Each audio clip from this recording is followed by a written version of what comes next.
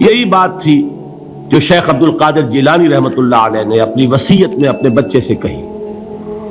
11ویں دینے والے ہیں، لیکن حضرت شیخ عبد القادر جیلانی کی وصیت اور تعلیمات کو کتنے لوگ ہیں کہ جانتے ہو؟ یہ جن مقامات تک پہنچے ہیں وہ کس چیز کی بدولت پہنچے؟ انہوں نے جو پیغام دیا وہ کیا تھا؟ اے میرے بچے، جس طریقے سے قرآن مجید میں حضرت لقمان کی نصیحتیں جو ہے نقل کر دی گئی ہیں، میں یہ عرض کروں گا بالفرض اگر قرآن حضرت عبد القادر جیلانی کے بعد نازل ہوا ہوتا تو شیخ عبد القادر کی یہ نصیحتیں بھی قرآن میں درج ہوتی. اتنی اونچی نصیحتیں ہیں. اے میرے بچے، اس حقیقت کو ذہن نشین کر لے، لا فاعل فی الحقیقت ولا مؤثر الا اللہ. اس کائنات میں نہ کوئی فاعل حقیقی ہے نہ مؤثر حقیقی ہے سوائے اللہ کے. کسی شے میں کوئی تاثیر نہیں اگر اللہ نہ چاہے. آگ جلا نہیں سکتی اگر اللہ نہ چاہے. پانی ڈبو نہیں سکتا اگر اللہ نہ چاہے. زہر ہلاک نہیں کر سکتا اگر اللہ نہ چاہے. کوئی چیز فائدہ نہیں پہنچا سکتی اگر اللہ نہ چاہے. تو در در پہ کیوں سر جھکاتے ہو؟ در در پر کیوں جبیں سائی کرتے ہو؟ سب کے سامنے کیوں ہاتھ پھیلاتے ہو؟ ایک اللہ سے مانگو، ایک اللہ کے سامنے زبین پر اپنی جبین رکھو. لا فاعل فی الحقیقت ولا مؤثر الا اللہ. نظر آتا ہے ہمیں کہ پانی پیاس بجھا دیتا ہے. پیاس بجھانے کی صلاحیت پانی میں نہیں ہے، اللہ کے اذن سے.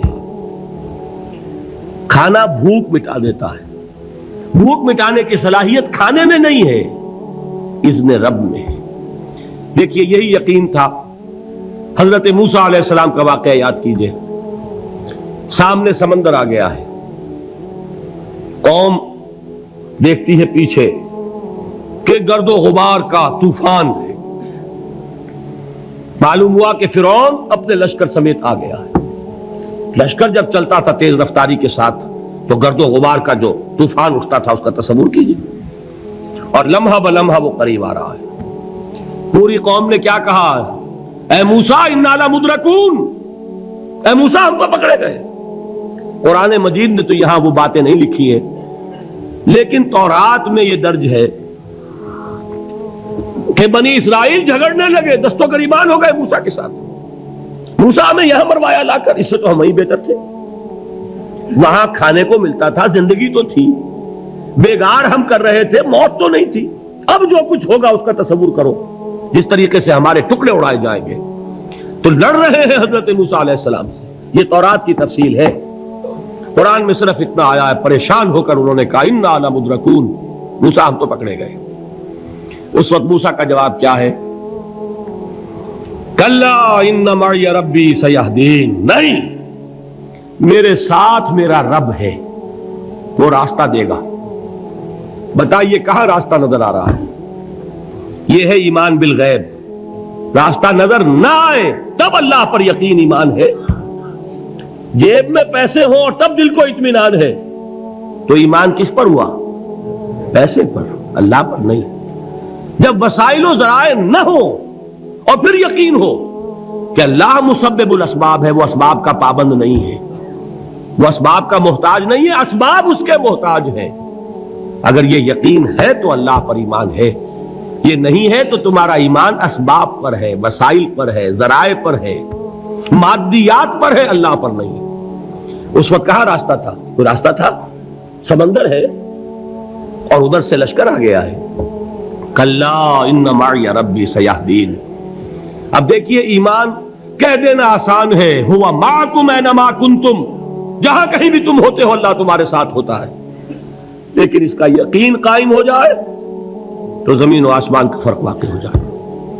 یہی بات ہوئی حضور کے ساتھ.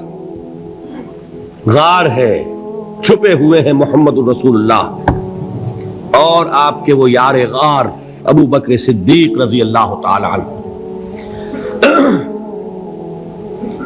اقبال نے حضرت ابو بکر کی شان میں چند اشعار کہے صرف، لیکن واقعہ یہ ہے کہ بھاری بھاری نظموں پر اور قصیدوں پر بھاری ہے. طویل ترین نظمیں اور قصیدے ہوں ان پر بھاری ہے. ہمت او ابو بکر کی ہمت جو ہے کشت ملت را چو ابر، جیسے بارش سے کھیتی اپجتی ہے، ابو بکر کی ہمت اور عزیمت اس امت کو اسی طرح سینچنے والی ہے۔ ثانیے اسلام و غار و بدر و قبر،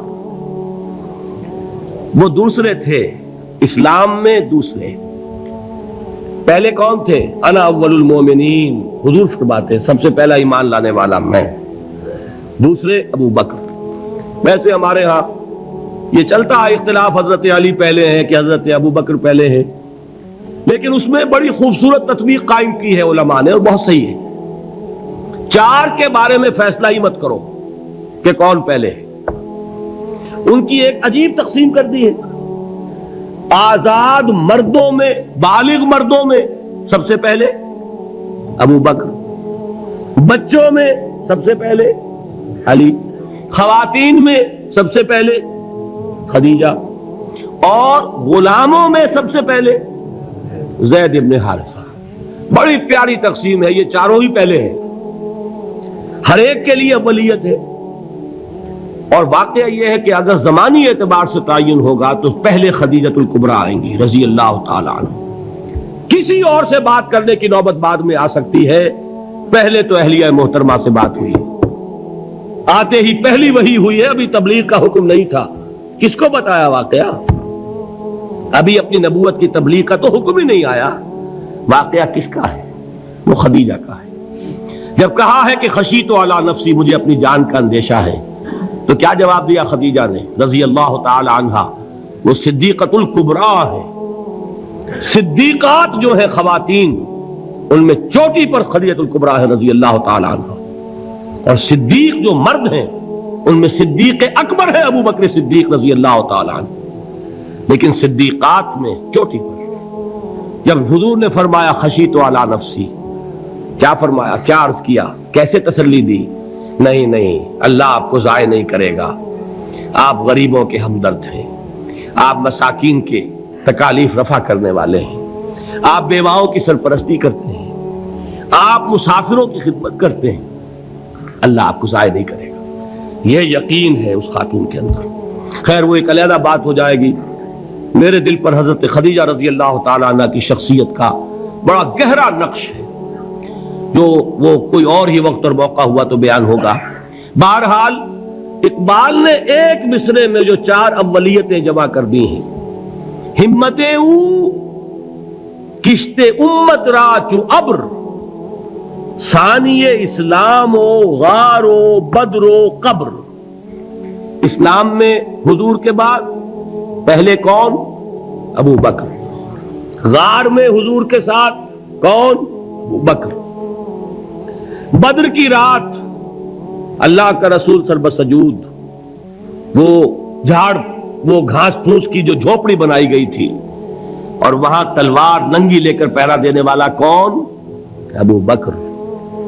اور اس حجرہ عائشہ میں محمد کے بعد سب سے پہلے دفن ہونے والا کون؟ ابو بکر رضی اللہ تعالی عنہ صلی اللہ علیہ وسلم۔ وہ جو معاملہ میں سنا رہا تھا غار ثور کا، حضرت ابو بکر بھی حضور کے خیال سے لرز گئے ہیں۔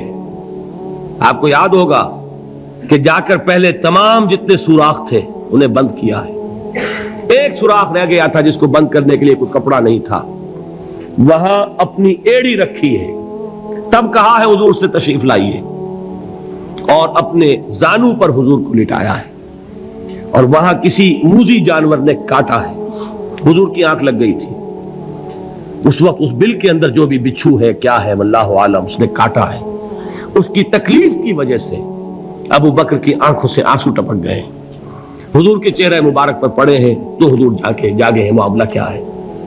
ایڑی نہیں ہٹائی وہاں سے، مبادا وہ جانور وہاں سے نکل کر محمد الرسول اللہ کو کوئی گزن پہنچا دے، ابو بکر کی ایڑی ہے، جس طرح چاہے کھا لے، ختم کر دے، جان نکل جائے تب کوئی آنچ آئے، محمد پر تو آئے، لیکن جیتے جی نہیں۔ وہ ہے ابو بکر۔ حضور کے خیال سے اس وقت حضور نے پھر اپنا لعاب دہن لگایا ہے، اور اس سے پھر آپ کی تکلیف ختم ہوئی۔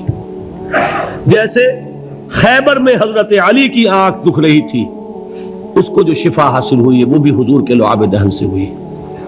تو بہرحال اس وقت انہوں نے کہا ہے کہ اے نبی یا رسول اللہ، اگر اس وقت ان میں سے کسی نے غیر ارادی طور پر بھی اپنے قدموں کی طرف جھانک لیا تو پکڑے جائیں گے۔ کیا جواب تھا اللہ کے رسول کا؟ لا تحزن ان اللہ معنا، اللہ ہمارے ساتھ ہے، کیوں گھبراتے ہو ابو بکر؟ یہ ہے ایمان باللہ، میرا مالک اللہ، میرا رازق اللہ، میرا محافظ اللہ، میرا مددگار اللہ، میرا پشت پناہ اللہ، میرا دوست اللہ۔ یہ دوستی ہے اللہ کی جو لب لباب ہے، حاصل ہے ایمان کا، اسی کا نام ولایت ہے۔ اولیاء اللہ کے سروں پر سینگ نہیں ہوتے، جس کے دل میں ایمان راسخ ہو چکا ہو وہی اللہ کا ولی ہے، جسے اللہ پر یقین ہو چکا ہے وہی اللہ کا ولی ہے، جسے یقین ہے اللہ میرے ساتھ ہے، میرا مددگار، میرا پشت پناہ، میرا ساتھی، میرا دوست، میرا محبوب، میرا محب۔ اللہ اہل ایمان سے محبت کرتا ہے۔ واللہ یحب الصادقین، ان اللہ یحب الذین یقاتلون فی سبیلہ صفا کانہم بنیان مرصوص۔ اللہ محبت کرنے والا، اہل ایمان محبوب، اور اہل ایمان محبت کرنے والے اللہ محبوب۔ والذین آمنوا اشد حبا للہ۔ آپ تصور کیجئے جسے یہ رشتہ ایمان یا رشتہ ولایت حاصل ہو جائے، الا ان اولیاء اللہ لا خوف علیہم ولا هم یحزنون، آگاہ ہو جاؤ، اللہ کے دوستوں کے لیے نہ کوئی خوف ہے نہ کوئی حزن ہے۔ ستا اٹھ کے کوئی نہیں خوش ہوتا،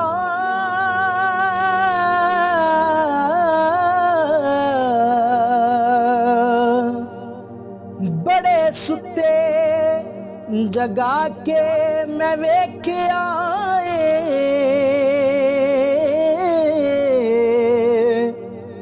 کتے جیا نہیں کوئی وفادار ڈٹھا، تے ٹکر سکا بھی پا کے، کے آئے